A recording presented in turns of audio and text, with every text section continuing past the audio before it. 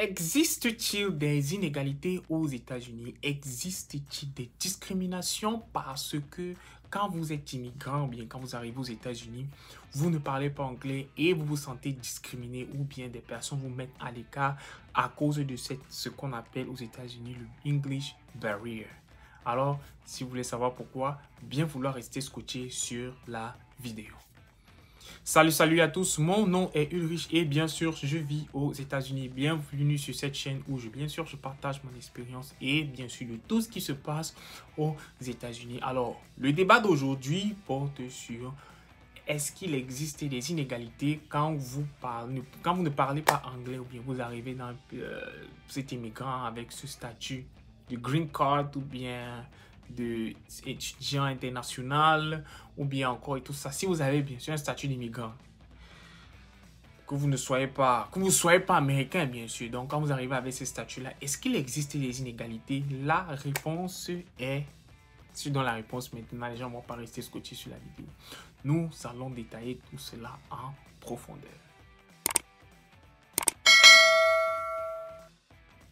Aux États-Unis, quand vous ne parlez pas l'anglais, vous serez toujours derrière. C'est-à-dire, vous n'aurez pas le travail décent, bien sûr. Vous n'aurez pas droit, vous n'aurez pas accès à une forme d'éducation parce que vous ne parlez pas anglais. Et bien sûr, cela va faire en sorte que ceux qui dirigent ces structures-là ne vous prendront jamais en considération. Ici, ce n'est pas une histoire de je connais qui ou bien je connais mes droits et tout ce qui va avec. C'est que quand vous ne parlez pas anglais, je le dis et je le dis encore, pour tous nos frères et sœurs qui arrivent aux États-Unis et qui pensent que c'est un pays de rêve, entre parenthèses, bien sûr, c'est un pays de rêve si vous travaillez, si vous mettez tous les efforts que vous puissiez, mettez tout ce que vous avez en fait pour apprendre l'anglais, pour qu'on ne puisse plus vous mettre à l'écart. Parce qu'on a remarqué que dans certaines institutions, ou bien encore dans certains boulots, quand vous ne parlez pas anglais, c'est vous qu'on donne les tâches les plus difficiles à faire. Puisqu'on sait que, bon, vous ne parlez pas, on va vous envoyer là où le job ne nécessite pas de parler anglais. C'est-à-dire, on va vous demander de porter des cartons, ou bien encore d'amasser des choses et tout et tout. Des jobs qui sont vraiment, vraiment laborieux. Et pour ceux, bien sûr, qui parlent anglais, ils ont droit à des jobs qui sont de plus en plus light. Pourquoi? Parce qu'ils comprennent ce qu'ils vous font. Ils comprennent l'exigence des clients. Ils comprennent les directives du boss. Donc, on ne va pas forcément les envoyer là en porte. Je ne sais pas trop le truc comme je vois certains de mes frères africains aller faire certains jobs parce qu'ils refusent d'apprendre l'anglais. Ils refusent d'aller à l'école pour avoir les diplômes américains. À savoir qu'aux États-Unis, pour avoir accès à une certaine forme d'argent, ou bien encore avoir accès à un certain niveau d'éducation, vous devez connaître, parler anglais. Et qui dit savoir connaître, parler anglais, ça veut dire que aussi avoir les diplômes américains. Nous précisons toujours sur les diplômes américains. Les diplômes américains ouvrent la voie au job américain. C'est aussi simple que ça, c'est le B à bas. Il n'y a pas de demi-mesure. Il n'y a pas de raccourci.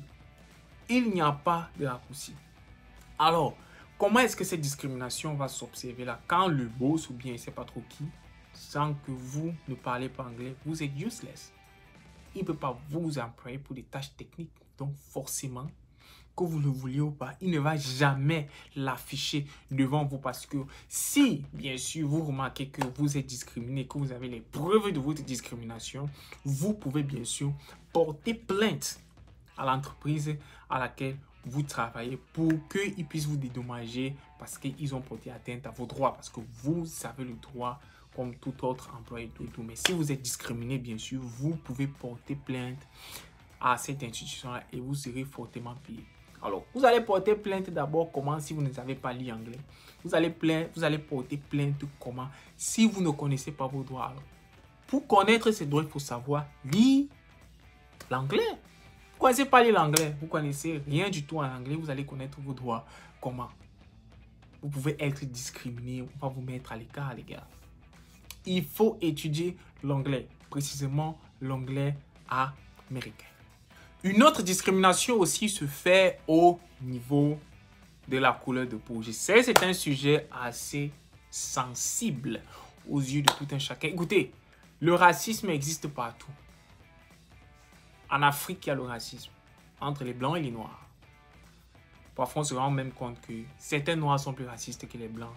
Et certains blancs, parfois, sont plus racistes que les noirs. C'est vice-versa. Le racisme est partout. Le racisme est partout. Que vous soyez en Chine, aux États-Unis, partout.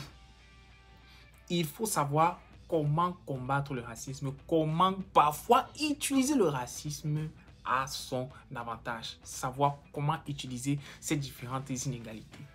Alors, aux États-Unis, chaque entreprise a un taux de noirs, un taux hispanique, un taux de toutes les différentes cultures ou encore de tous les différents pays autres qui sont américains. Un pourcentage d'employés qui doivent avoir dans leur structure. C'est la loi. C'est comme ça. C'est qu'ici, on respecte ce qu'on appelle le EO. Equal. C'est EO, je pense, equal, voilà, equal opportunity. On n'attend pas equal opportunity. Ça veut dire que ce soit ceux qui ont la peau noire, que ce soit ceux qui ont la peau blanche, vous avez tous droit au même droit, entre parenthèses, quoi. Vous avez tous le droit au travail, vous avez tous le droit à tout ce qui va avec. Maintenant, vous ne pouvez pas accuser une personne de racisme qu'il a pris peut-être une personne blanche à votre place. Alors que vous n'avez pas les mêmes qualificatifs, vous n'avez pas les mêmes qualités. Je reviens encore pour dire que certaines personnes vont prendre ça d'une autre manière, mais le racisme existe partout. Il y a le racisme ouvert et le racisme silencieux. Et généralement, dans des grands pays développés, on fait le racisme silencieux. On ne vous dira jamais que c'est parce que vous êtes noir que vous n'avez pas droit d'accès au boulot. Jamais on vous dira ça. Mais c'est ce qui est dans certains cas, dans certaines formes de recrutement et tout ce qui va avec. Parfois, ça existe. Parfois, ça existe, mais vous n'allez jamais voir, je vous assure, jamais voir où on va vous dire qu'on vous refuse un boulot ou bien vous refusez ceci parce que vous êtes noir. Il y a même parfois certains de vos boss, là, vos dirigeants, vos managers, qui n'aiment pas les noirs, mais ils sont les avec vous tous les jours. Il faut savoir ce que vous venez chercher aux États-Unis. Il faut vous éduquer parce que pour moi, je le dis encore et encore, pour combattre le racisme, il faut avoir de l'éducation. Il faut avoir de la valeur marchande. Il faut avoir des connaissances pour pouvoir combattre le racisme. Ça existe partout. Alors, je ne vais pas revenir sur ça parce que c'est un sujet sensible que d'autres personnes vont prendre et dire que tout et tout. On va dire Rich a dit ceci, Rich a dit cela. Mais, je vous assure, le racisme existe partout. Et pour speak au niveau du racisme, il faut avoir dans du ciboulot. Donc, il faut aller à l'école.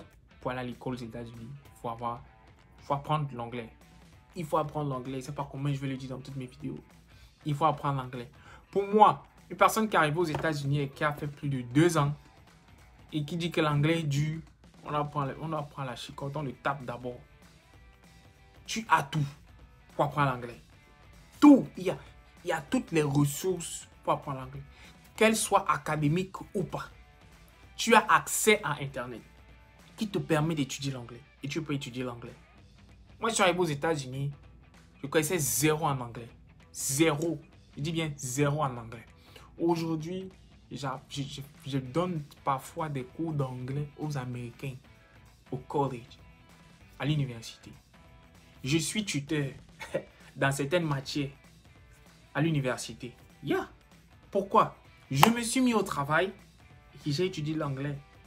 Je ne me suis pas dit que c'était dur, c'était ceci. J'ai reçu des discriminations, j'ai reçu des actes de racisme. Pour la petite histoire, j'ai eu des professeurs. Ils ne te disent pas ouvertement, mais ils te font comprendre que parce que tu es noir, tu ne mérites pas d'être dans sa salle de classe. Ça existe partout. Mais il ne faut pas se prendre en victime en se disant que, ok, ouais, tel professeur m'a dit que non, on m'a dit que j'étais noir. On s'en fout de ça. Pour vous faire respecter aux États-Unis, pour pouvoir vaincre tout, même dans le monde entier, il faut vous éduquer. Vous devez être compétent de manière académique et de manière professionnelle pour pouvoir combattre tous ces gens-là. Donc, tout vraiment, parfois je vois les actes de racisme. Dans un sens, ça me fait rire parce que d'un autre côté, la personne sur qui tu es en train de faire ces actes de discrimination ou bien en cours et tout ça, c'est cette même personne-là qui va t'aider dans ta carrière plus tard. Et parfois, il se retrouve souvent buté. Il dit, ok, je peux pas. J'ai eu un camarade de classe qui pensait que l'Afrique était un pays et que pour aller à l'école, on montait sur des éléphants. Donc, chacun avait son éléphant. Et il y a un moment, j'avais fait une blague. Je disais qu'en fait, quand on part à l'école en Afrique, il y a les lions, il y a les éléphants, il y a les singes qui sont garés. Donc, chacun connaît qui a son éléphant ou bien chacun connaît qui a son singe et tout, un truc comme ça. Donc, je lui ai fait un truc comme ça. Après, ça a piqué sa curiosité. Il allait taper pour sa première fois, comme il m'avait dit. Il m'a dit, I went to the internet, I went to Google, I type Africa. Il dit qu'il a été surpris de savoir que l'Afrique n'est pas un pays. L'Afrique est un continent avec plusieurs pays qui sont développés parfois. Il y a des villes en Afrique qui sont plus développées que certaines villes aux États-Unis.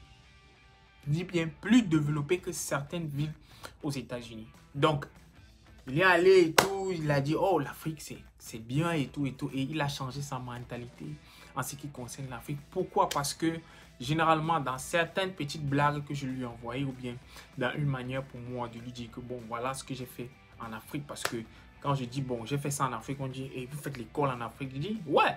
Ensuite, quand je prends le crayon, bien quand je prends le marqueur, je vais au tableau et je démontre ce qu'on a fait en Afrique. Je les mets tous au pas. C'est de ça qu'il s'agit. C'est de ça qu'il s'agit aux États-Unis.